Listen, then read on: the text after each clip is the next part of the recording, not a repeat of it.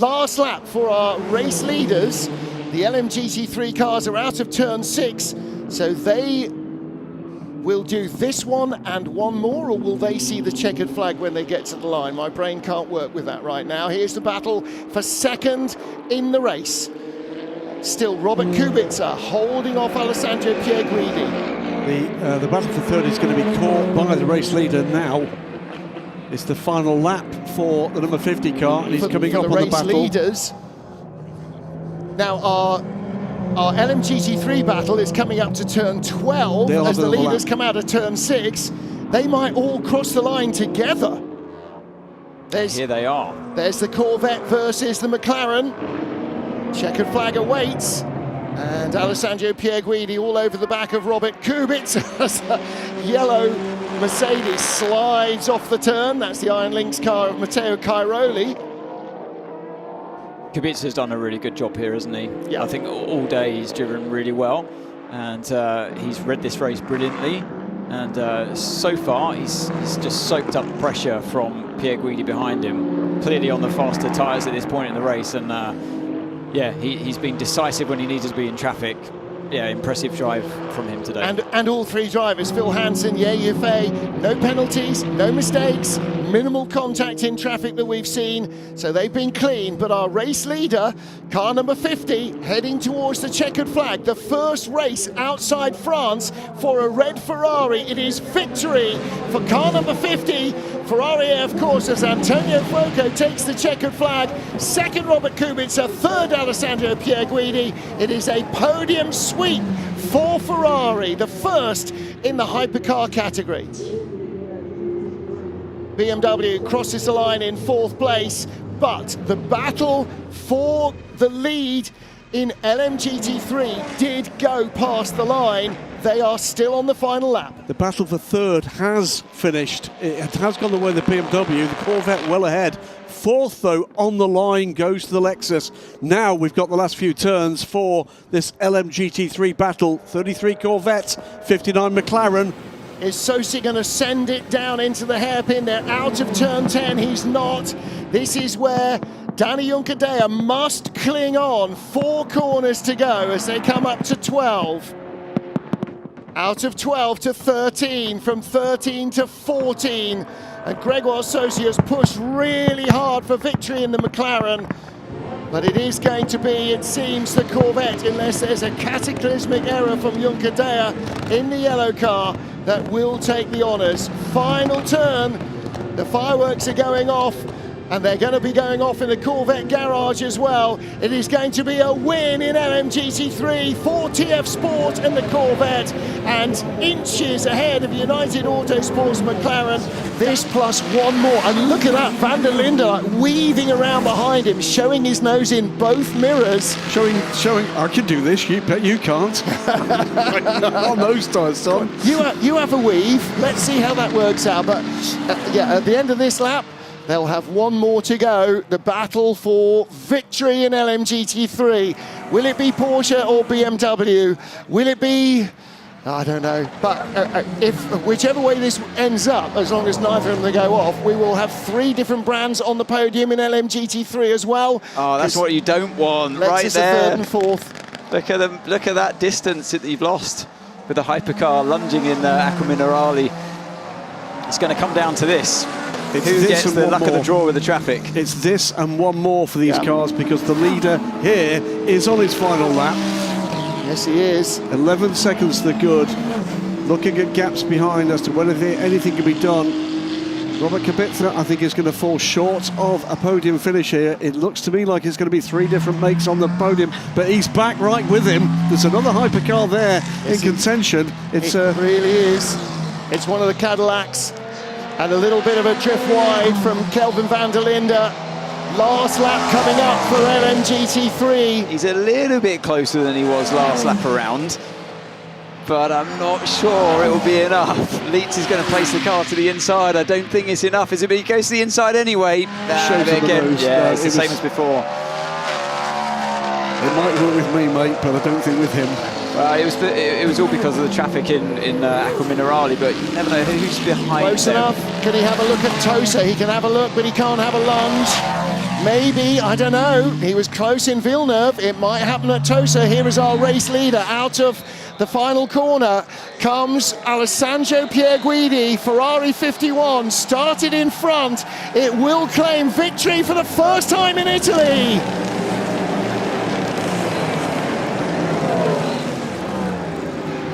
And for the first time outside Le Mans, a red car wins. And here is the battle for victory. Around the outside into Acqua Minerale. Can he cut back to the inside? Van der Linde finds the road is full of Porsche. And now Richie Lietz has got to survive 4 more corners. Variante Alta, a chance for Van der Linde. Lietz is in the middle of the road. Van der Linde looks left, he looks right. He's going to have a great run on the exit of this chicane because Lietz was compromised by having to defend into that chicane. So it's all going to boil down to the Ravazzas. He can't make contact into Ravazza. Lietz has got to keep the door shut on the inside. And he's 2 corners away from victory. 1 corner away from victory. And it is going to be the win for the 92 first form Manthey Porsche, just ahead of the 46 BMW.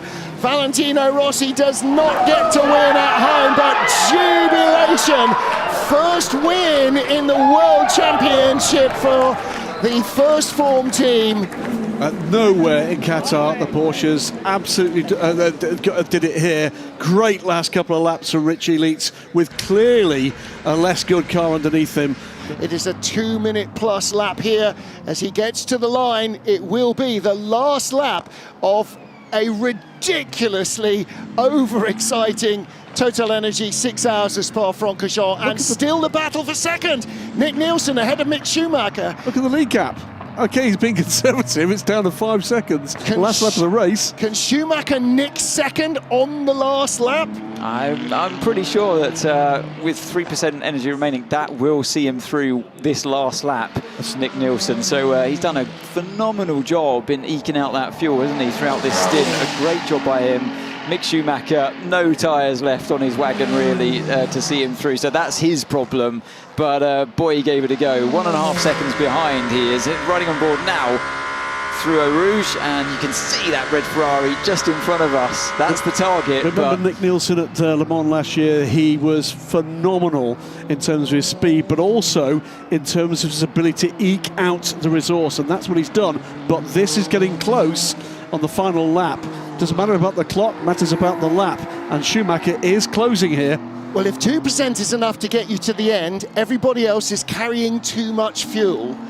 But it's been a remarkable job. You know, Nick Nielsen and those guys, but Nielsen particularly, you know, in the 50 car, coming from the back all the way through to the front after that disaster in qualifying in Imola. Now he's done exactly the opposite of giving it all the beans. He's given it as the minimum beans possible and still hanging on for a podium. 51 Ferrari, Alessandro Pierguidi on his way up the hill. Here comes Schumacher, Nielsen right in front at Piff Paff. Schumacher's going to have to throw it up the inside off a long run at the bus stop, and he won't get it stopped if he tries. He's not close enough. Came down to fuel versus tyres, didn't it? And the ability to manage the fuel. 1% left for Nielsen. It's so tight. Here comes Alessandro Pierguidi. The 51 Ferrari is going to win here in Spa-Francorchamps. It will be a Ferrari 1-2. And there is a very tight battle for second place in LMGT3 as well. But victory for the Hypercar, Ferrari 51. It is Alessandro Pierguidi who brings it to the line. Nick Nielsen takes second place in 50 inches in front of Mick Schumacher. A phenomenal last stint from Schumacher to try and snatch it away. In the end, the age of the tyres decided otherwise. Stefan Everts, 10-time motocross world champion, one of Belgium's huge sporting heroes, waves the checkered flag. Waiting for the top 3 in LMGT3, so a little way back down they're just ahead of the Hypercar winners, so pretty much halfway through Sector 2 at the moment, 21. Yeah, you saw Alessio Rivera. He's way ahead, 38 seconds to the good. Davide Rigon under 2 seconds back, but let's have a listen to what's going on in the winning car. I can't believe we did it, mate. We did it. We won the race. It's a Ferrari 1-2. Ferrari 1-2. Amazing. Well, here is our race leader in LMGT3. Alessio Rivera brings the number 21 Vista AF Corsa Ferrari to the line. Francois Heriot started it. Simon Mann did a great job as ever in the second stint. And Alessio Rivera rounded it out. And as Graham pointed out, didn't just hold the lead, he almost doubled it. He destroyed his rivals. Just about to get towards the final lap of this great race. And if they complete this lap in this first position, the 83 Ferrari amongst the plaudits they'll earn, it will be the third lowest starting point in history of this race to take the win of the race. 13th on the grid to the win. Good news for Manthey that the leader has passed them, so if they're just in front of the Ferraris, it gets to the line when time runs out, they'd have to do another lap, so they have saved themselves a lap of hard work, and we all know what can happen in the last lap at Le Mans. It's the final lap, lap 387. So 10 laps short we will be of the distance record, but that's nothing to be ashamed of. It's been absolutely fast and furious throughout, hard fought in all three classes. Yeah, I really feel for the drivers, totally empathise with them, because mentally, above all else, this has been such a difficult race for them. Flat out, every lap, and lots of team orders to be battling with. Not just Ferrari, multiple teams out there. It came down to the nuances today in racing, and that wears you down anyway, even in a 2-hour race, let alone 24 hours. So they are going to be hanging, and I bet Kubica cannot wait to cross the line to just get out of the car. They're going to have to lift him out of the car. He's that dead. You just saw him go by Nick Yellerly, the LMP2 leader in the yellow and black-nosed Inter Europol car. Robert Kubica on this valedictory lap, the final lap of Le Mans 2025. A private Ferrari, privately entered, privately funded, probably privately owned as well, run by AF Corsa. We always say, if Amato Ferrari's team is not in your sports car race, are you even having a sports car race? They are part of the factory Ferrari operation. This operation also run out of Fiorano, the Ferrari test track and the home of Corsa Clienti and Ferrari Endurance Racing. And now the teams are starting to head to the pit wall. They have started the last lap. They are waiting for Robert Kubica to make it through to the end. He will take no chances in traffic, and I'm sure that all of the teams are being warned that the leader is coming up behind you. Just keep it clean. And for Kubica, who has been in for Anthony Davidson how many laps now? 50 laps plus. This is an epic end to the race. His two teammates, Ye Yifei, we saw all of last season how good he can be behind the wheel of this hypercar, and this year Phil Hansen has absolutely graduated Magnum Cum Laude. He's been a star in the race, he's been a star in the season, and the AF Corsa team are waiting. Headlights flashing on the 20 BMW, that is running. The number 15 car has been pushed back out again. It won't be the top step of the podium for Porsche. It won't be any disgrace, though, for the crew of the number 6, two of whom are our reigning drivers' champions. And into the Porsche curves for the final time. They are waiting. 350,000 fans are waiting. Millions worldwide are waiting. For the third year in a row, the prancing horse will top the podium at Le Mans. 51 broke a long drought in 2023. 51 last year, and the 83 AF Corsa Ferrari wins Le Mans 2025. What a story, and what a final 2 hours plus from Robert Kubica. 15 seconds at the line ahead of Kevin Est's Porsche, And the two Ferrari teammates, 51 and 50, will follow him through. We have the LMGT3 leader coming to the line, and there are the 51 and 50 cars, as victory in LMGT3 goes to Manthey first form, Porsche number 92, and Richard Leeds for the second time in 3 years, the second time in 2 years, brings the car across the line. Safe there was any prospect of Charlie Eastwood being under pressure from the Aston Martin for second place. Charlie's running a good race here, looking good for Jose Maria Lopez. This is the last lap for the lead car. Norman Nato still about a minute in front. We're inside the final minute. Riding on board with Porsche number 5, Julian Andlauer. In front of him, Charlie Eastwood, second in LMGT3. This is not going to help Andlauer, trying to find a way through here. Eastwood can afford to open the steering and let him go, but that's enough to give Bourdais the break. He's still a second in front. So the leader is on the final lap. This is not the final lap for these guys, though, is it? They're going to complete the lap they're on at the moment. And then they'll be into the final lap. So Bourdais can't breathe easy yet, but Norman Nato can't breathe easy yet either. We know things happen on last laps. Until he's past the checkered flag, he won't be thinking about anything other than making it across the line. And Darren, it's those final few laps when you're ahead where I guess drivers start to feel things and hear things. I think when you sat there with nearly a minute lead, you're not too worried about what you hear and what you feel. Here he comes, checkered flag is out. Just in time, it is victory for Norman Nato. Hertz Team Jota win with Cadillac here in Brazil. What is going on for second? There is your winner, Sebastian Bourdais, coming around the circuit in second place. And where is Jose Maria Lopez in the Lexus? Here he is, climbing the hill out of turn 12. This signature long uphill grind in Interlagos. It is going to be victory in LMGT3 for Cody's ASP. The Lexus claims the win.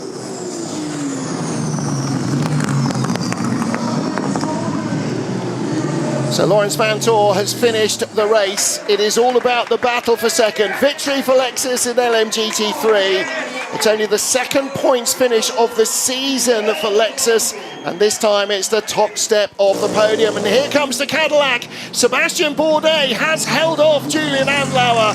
Hertz Team Jota 1-2, Cadillac 1-2. And Julian Andlauer takes third. Will Stevens there, and the taller figure of Alex Lynn celebrating with the team.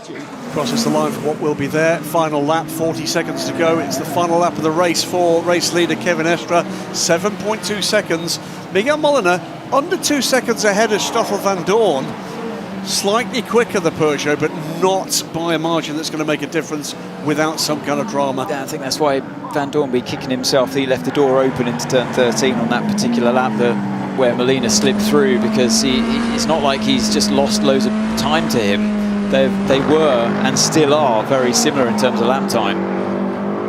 Augusto Farfus in the 31 BMW in fourth place, but Kelvin van der Linde in third in 46. Just ahead of him is Marino Sato, second in LMGT3. As the leaders are on the last lap, Davide Rigon leading, but this gap is closing right down. Van der Linde with the pit between his teeth, and no time to play nice. He's going to have to go and go immediately. Slippery surface flags at the hairpin, turn 11. Safely negotiated by Kevin Estre. Heading into, for the first time today, some sunshine gleaming on the circuit in the Americas. He's heading down into the big stop at turn 12 for the final time. It has been a well-driven race by all three members of the number 6 Porsche crew. They have been in the hunt right from the beginning. They started on row 2 of the grid, third fastest in qualifying. They have been right there battling with the Ferraris. Miguel Molina second, and what a boost for Toyota, for Peugeot, with third and fourth places. It's a very different race from the one that everybody was expecting. And it has been absolutely packed full of drama. The checkered flag awaits in Texas. The Lone Star Le Mans 2025 will be won by Porsche Penske Motorsport as Kevin Est brings them across the line. Victory for Porsche. Second place will go to Miguel Molina in the number 50 Ferrari. There he is, and Davide Rigon alongside him, winning in LMGT3 from Marino Sato and Kelvin van der Linde in third spot. And in third on the podium, Stoffel van Dorn for Peugeot, just ahead of Mikkel Jensen and Alessandro Pierguidi. Everything fell right there for Mikkel Jensen, and he had the savvy to get through the traffic. Last lap for the race leader, Charles Milesi. 8.5 seconds clear. Yes, the gap's come down a little, but he's able to manage it now. This battling pair, it's about, now 21. 5 seconds added to the next pit stop. There will be 5 seconds added at the end of this race. Charlie Eastwood, 8 seconds back. This, though, the race leader, Charles Milesi, at the 35 car. He's coming down now through turn 6 for what will be the first win for the Alpine Endurance team since Monza in 2022, Martin. The first win in Hypercar down to turn 10. It's going to be a red letter day for Alpine. It's going to be a big day for the red, white and blue of France as well, because this will be Peugeot's best result if Mikkel Jensen can hang on to second place. Two French manufacturers on the top two steps of the podium, and Laurens Bantor is going to try and make sure that if they're on the podium, Peugeot will not be second, but Jensen again wriggles through traffic, and again, if he can just get onto the straight, even level with Vantor, that will be almost enough. Vantor just doesn't have the overlap. Onto the straight comes Charles Milesi. The Alpine Endurance team win in Hypercar for the very first time. It is Alpine who will win the 100th World Endurance Championship race here in Fuji. A phenomenal success for Philippe Signeau's team, who brought Alpine into Hypercar, and Peugeot take their best ever result in second place with a 93, ahead of the frustrated Laurens Vantor. But Alpine, what a day for them. And that wasn't because anybody was excluded, that was because they drove a great race. We've got massive dramas in LMGT3. What was 8 seconds is 5.1. Alessio Rivera from Charlie Eastwood with the car ahead with a 5-second penalty to come. There are yellow flags at turn 16 that have just been removed. What is the gap going to be? It's under 5 seconds. Could this be changed at the line? Looks to me like the 21 car is going to cross the line ahead, or is he? This could be the second race in a row where an Of course a Ferrari wins only to not win. Charlie Eastwood 3.6 seconds back. I think he's out of fuel. Alessio Rivera may be on fumes. I think he's out of fuel. I can see the Corvette. Eastwood in the background. He might not even beat him to the checkered flag. He's trying to come out of the corner. The car is still going, but that's pedestrian pace. Charlie Eastwood in the Corvette might even take it at the line. But there is that 5-second penalty for the 21 car. They are first to the checkered flag. Eastwood 2 seconds behind in second place. I'm sure the team were on the radio. Eastwood was flashing the lights. There's the time penalty added. So it is victory for Corvette. Second place for the 21 car and third place for the 31 BMW. That's the number 7 starts what it was the last lap. Is it going to be a repeat of what we saw in qualifying? Clean sweep for Toyota, and both Toyota brands winning. LMGT3 at the moment, still in the hands of the 87 Lexus, Jose Maria Lopez for a long time, part of the LMP1 and then the Hypercar group. Maxime Martin is still 1.6 seconds back. Final lap of the race, final lap of the season. After 62 hours, we are out of time. Toyota 1-2, Ferrari 3-4-5, and in just a couple of minutes, when they cross the line, that will be the moment that both sets of garages erupt. Toyota, because after what was their worst season on record in Hypercar, have come out with a perfect points tally, a front row lockout and the top 2 positions in the race. But for Ferrari, something Toyota have experienced a number of times, including last year, the World Championship for sports cars. And the FIA World Endurance Championship is going to be the big one for them. Since 1972, the team from Maranello have been chasing glory, not consistently. They've won 3 consecutive Le Mans 24-hour races. Each of the 3 crews in this race has won at Le Mans. Each of these 3 teams have won at Le Mans. They've won the World Cup with the 83 car, the privateers category, and they are going to have a 1-2-3 in the driver's title as well. But for Toyota, this is a massive redemption. Nick de Vries, the man who brings it across the line, fastest race lap. Who would have thought Toyota had that? Strategy, yes. Racecraft, yes. Experience, yes. Their 11th consecutive, their 11th total win here, their 9th consecutive win. Toyota 1-2, and here is the 50 Ferrari to complete the podium and to complete the triumvirate. They will end up 3rd in the Drivers' Championship. The 51 Ferrari takes the championship title. James Calado, Alessandro Pierguidi have won before in GTE Pro. But for Antonio Giovinazzi, a first World Championship title. And finally, they can breathe in LMGT3. The gap has come right back down again. Jose Maria Lopez being chased by Maxi Martin in the Iron Lynx Mercedes. He too on the final lap. And he has got space, but not much. Another lap, it might have been different, but it is victory for the 87 Lexus. They win the race.